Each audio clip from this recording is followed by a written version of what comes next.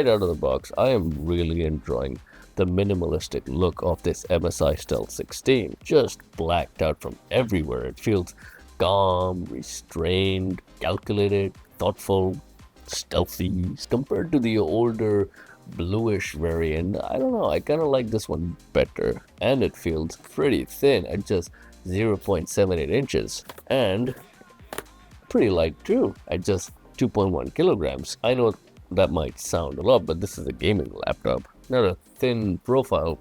Kind of comes at a price, and I'll talk about that in a bit. And it feels pretty sturdy too, thanks to this magnesium aluminum alloy blend that they've used to carve out this chassis. Thin and light is something that I always find pretty charming in a gaming laptop. This is MSI's attempt to copy the Razer Blade, but at a lower price. The Razer Blade to this day actually stands as the elite standard in gaming laptops. And also, I mean the 2025 Razer Blade. This one that I have here is the 2024 Razer Blade 16, so it's a little bit fatter at 0.87 inches. Although when you put these on top of each other, the difference is not all that clear, if I'm honest, at least to the naked eye. Either way, the MSI Stealth 16 is probably as thin as your work laptop, and that's pretty impressive for what it's packing. I can barely see that dragon MSI emblem on top of the lid. I don't like the graphics of this emblem. It feels kind of old-fashioned. I mean, it's no Parthenon X. It needs a refresh. This dragon is lame. All this is great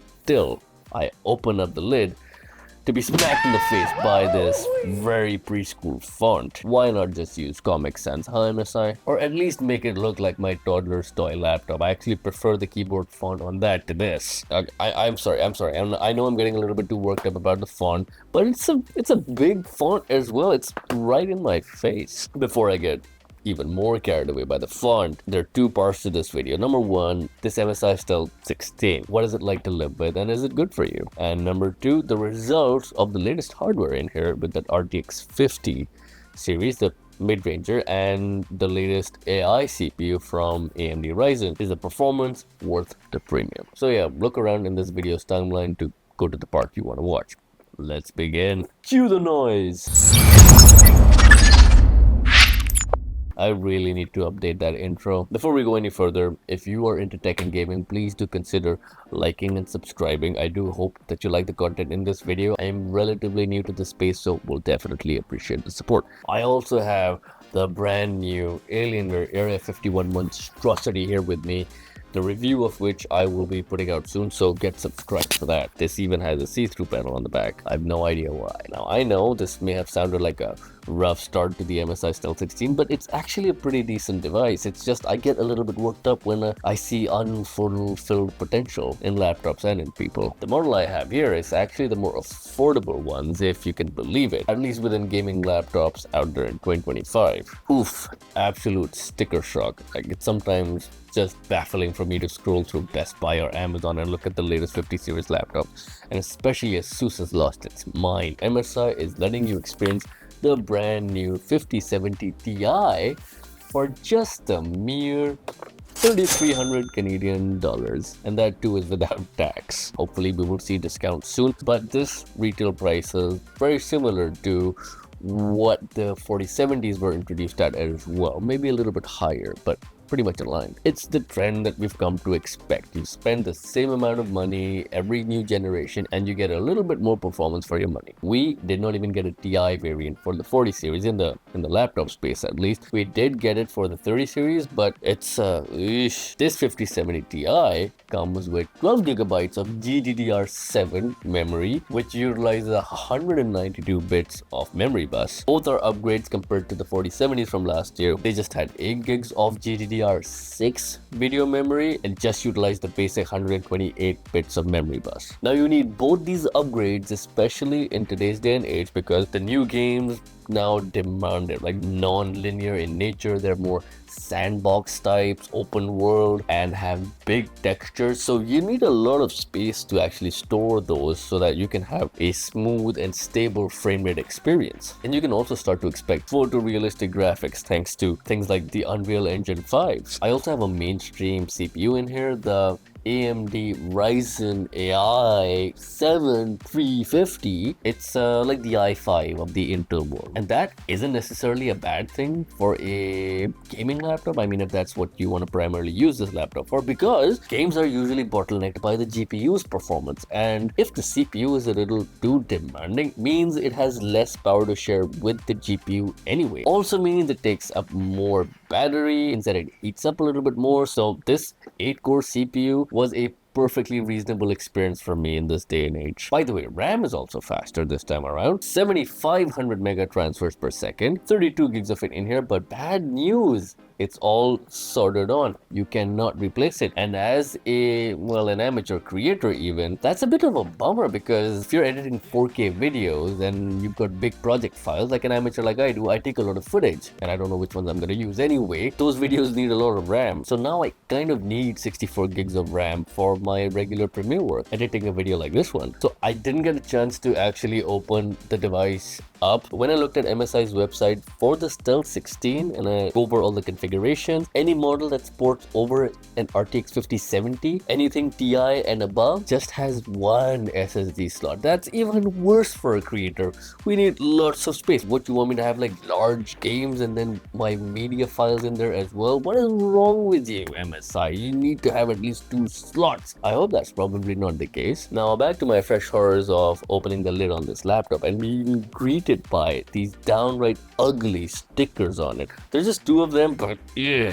And I'm not talking about the CPU, GPU stickers. These MSI stickers. Did some amateur graphic artist win some sort of a bet? I mean, I get that this is an OLED and people love OLEDs, but calm down. Stunning display. Like, a lot of models have OLEDs now, and they all usually also come with 240 Hz and they're all QHD+. The screen bezels also feel relatively thick to me, especially that bottom bezel with the big MSI right there. At least use the modern MSI font like you have on the box that this device came in. By the way, there's also this little stealth writing at the back, which used to get lit up in the previous Stealth 16 models. Now it does not. It's not a deal breaker. I'm not bothered by it, but a little bit of flair wouldn't have hurt, right? There's one thing I do want to mention, and this is on a positive note. If you look at the chassis closely and if you look at the edges, they're a little bit rounded, you know, like they're soft around the edges, and that I think will allow it to stand the test of time. And let me explain what I mean by that. If you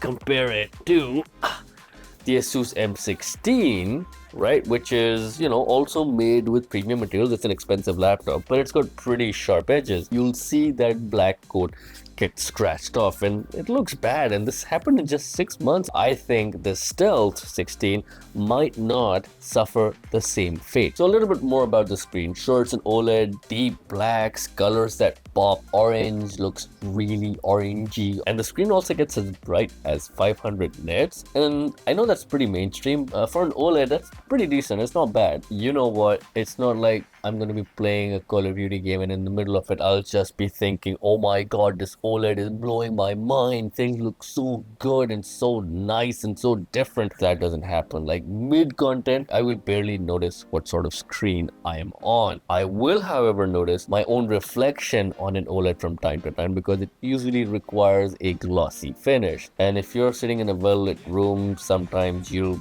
get to suffer through your self-reflection. I know I do. The other thing about an OLED, be careful about the burn-in problem. There is a feature in most laptops now, it's called pixel refresh. This MSI actually did not come out of the box with that enabled. So go into the MSI configuration utility called MSI Center, go to the OLED gear tab, and then make sure you turn it on. That will minimize the risk of screen burn-in. The port selection on the MSI 16 is pure sadness. Sure, you get a 2.5 gigabit Ethernet jack. After that, everything is pretty standard stuff. HDMI 2.1, a 3.5 millimeter headphone jack. You get 2 USB-A ports, both being version 3.2 Gen 2, which is good. And then you just get 1 Type-C port, which is USB 4, and you don't even get any micro SD card slot, no full-size SD card slot. They actually did have the micro SD slot in the previous variants of the Stealth 16, they just got rid of it. You'll also see a third port on the right side, which looks like USB-A but really isn't. It's just the new jack for the power adapter. But I hate that it's on the right and the wire even doesn't come with an angle. So that means that with the headphone jack also on the right side and both power and headphone connected, it's constantly messing with your mouse, and I'm right-handed, so it just keeps interfering, and that becomes annoying if you're playing a first-person shooter. In comparison to the Razer Blade 16 or even the Razer Blade 15, which was a thinner and a more compact device than this, those have 3 USB type A ports and 2 USB type C ports, and it also has a full-size SD card slot. Also, it has removable RAM. Personally, I don't care much about the Ethernet jack because you've got Wi-Fi 7 on this, and it's a laptop. It's supposed to be in movement most of the time. So let's talk about that keyboard again. Sure, the font isn't great. Maybe it might look better with that perky RGB. Wrong. First of all, out of the box, you will be stuck with this obnoxious recreation of a disco dance floor. And you know why? Because you won't be able to find out where to change the setting for your RGB keyboard, at least not immediately. It's not in the MSI control center. You might think it's there, but it's really not there. So I found it in the SteelSeries software. Unfortunately, that is just the beginning of the bad news, because that RGB configuration utility in SteelSeries is tragically unfriendly, and even the pre-configured presets feel really limited. There's not a lot of customization that I found I could do, and even if you could, I don't know, the software felt so clunky that I didn't even bother. But there's another reason why you wouldn't bother with the configuration, and that is because the colors on this RGB keyboard are so dull and they're so dim. The lowest brightness setting on my Razer Blade 16 is probably the highest brightness setting on the Stealth 16. It's like they're using candles underneath the keyboard, those that have been stepped and peed on. I promise you, I am not exaggerating. Even a modestly well-lit room, you will not be able to see the backlight on this keyboard, no matter what color you choose. And the color accuracy on this is just so bad. My policy is I'll just switch to white, but if you do switch to white, it shows this strange pale blue instead.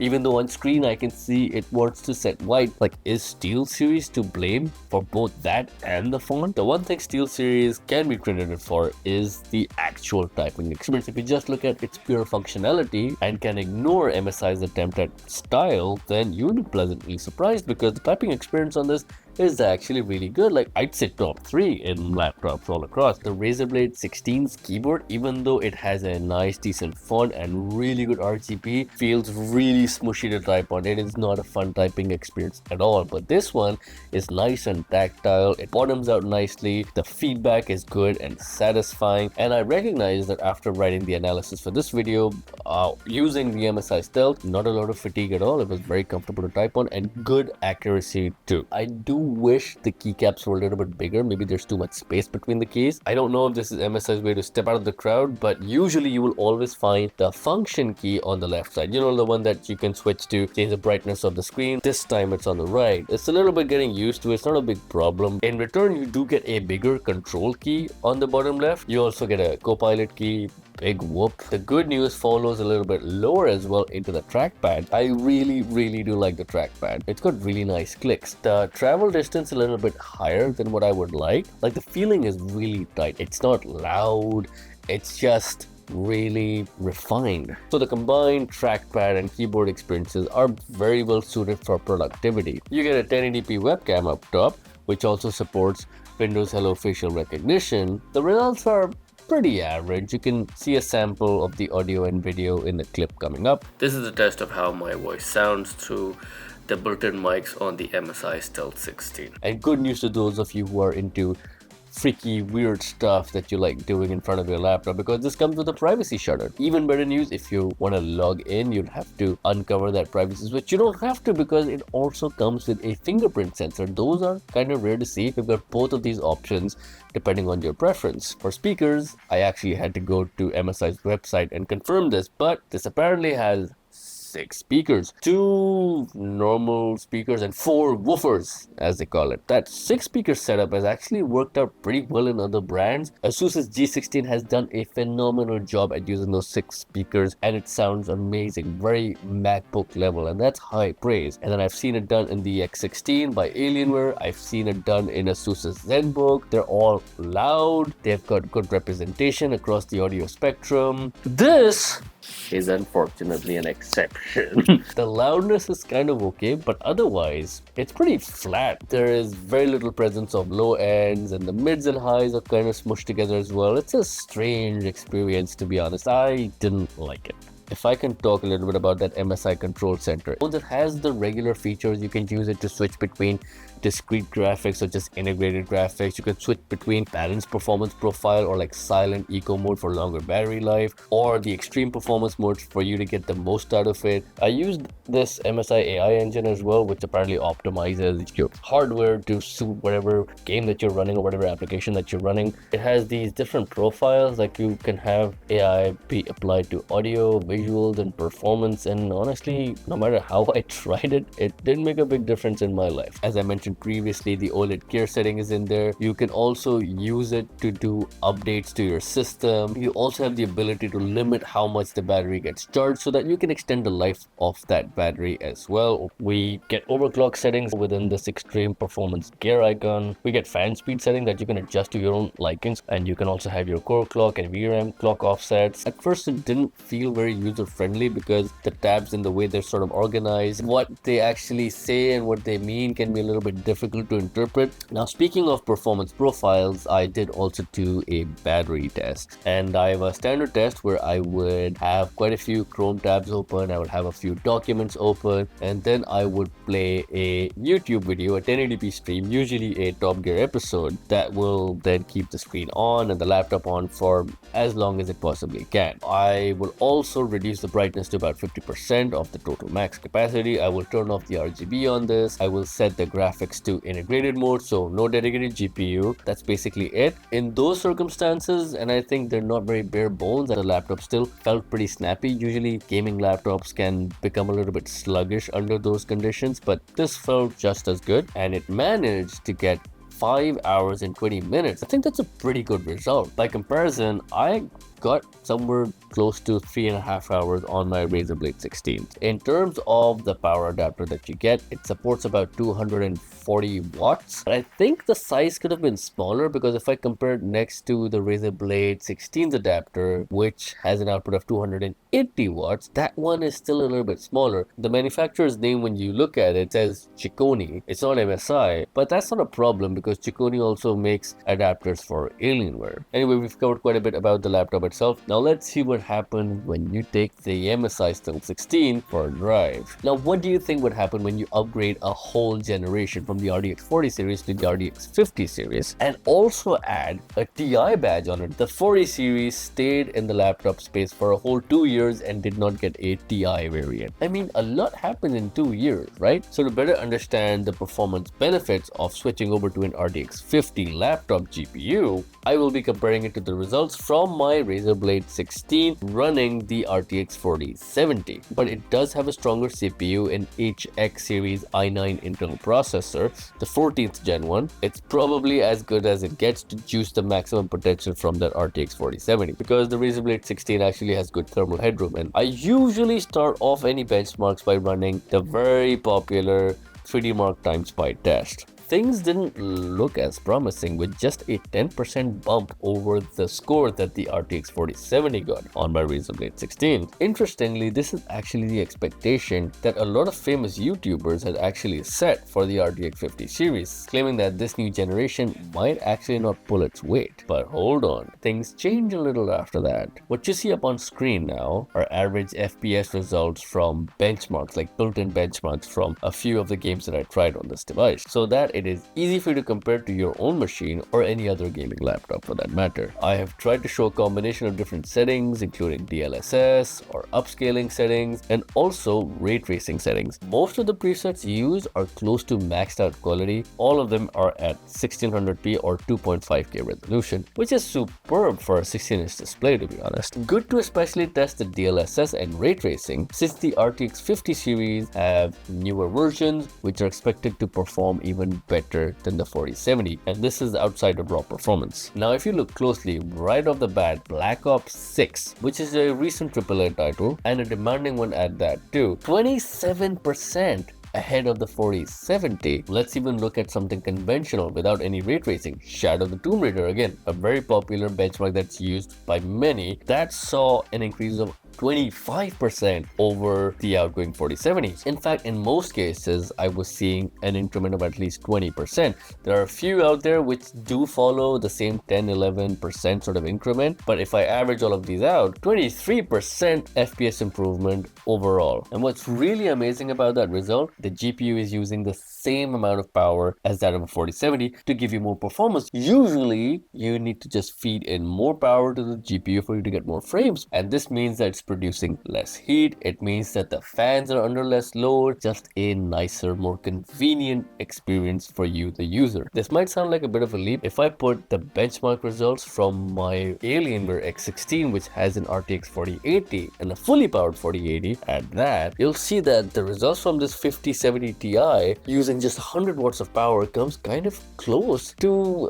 an RTX 4080. That is actually pretty phenomenal. Now, after all this benchmarking, all this testing, and playing quite a few games back to back, one thing was immediately clear. The fans on this laptop did not feel that loud at all. Like, I think maybe 50 decibels or lower. Now, I thought MSI might be doing a trade-off with surface temps to give you a more quieter experience, but just to me personally, I found the keyboard deck and the wrist areas to be perfectly comfortable. Like, sure, they were a little warm, but nothing problematic. Usually in thin and lights, it is common to find ventilation under the right and left hand side of your keyboard, like right above where the fans are, so there's more room for airflow. And a byproduct of that is that the left and right hand side of your keyboard would also be exceptionally cool. It will have cool areas on both sides, and this covers the WASD keys, and actually that's a good thing because they're, frequently used. The MSI Stealth 16 does not have that. Yeah, they're pretty conventional that way, but this makes for a sturdier keyboard deck, nicer typing experience as a result, and it also means that you can dock your laptop with an external display, with a screen,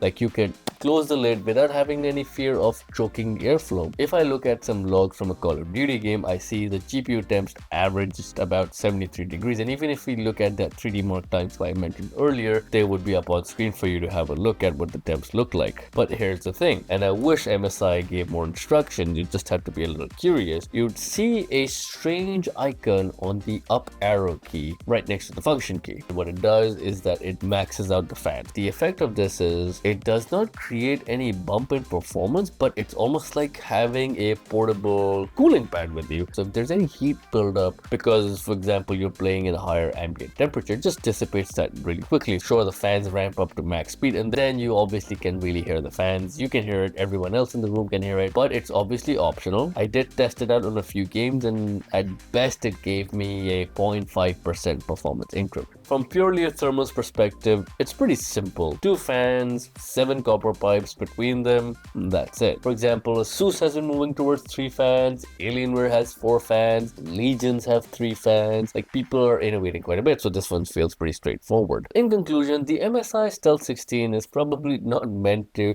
exhibit a lot of flair or personality, and is even not much of a looker, especially when it's sort of open and in use. It's just a straight shooter, and if you look at it from a purely functional standpoint, you will find value in its presence. It is light and slim for the performance it packs. It is easy to carry around and just take with you. It has awesome battery life and a great looking OLED as well. It has a very comfortable and enjoyable typing experience. It's good to use without a mouse because that trackpad is very functional and very responsive and really tight. And oof, that RTX 5070 Ti in here, to my big surprise, actually kind of came close to an RTX 4080 at a much lower power consumption at that.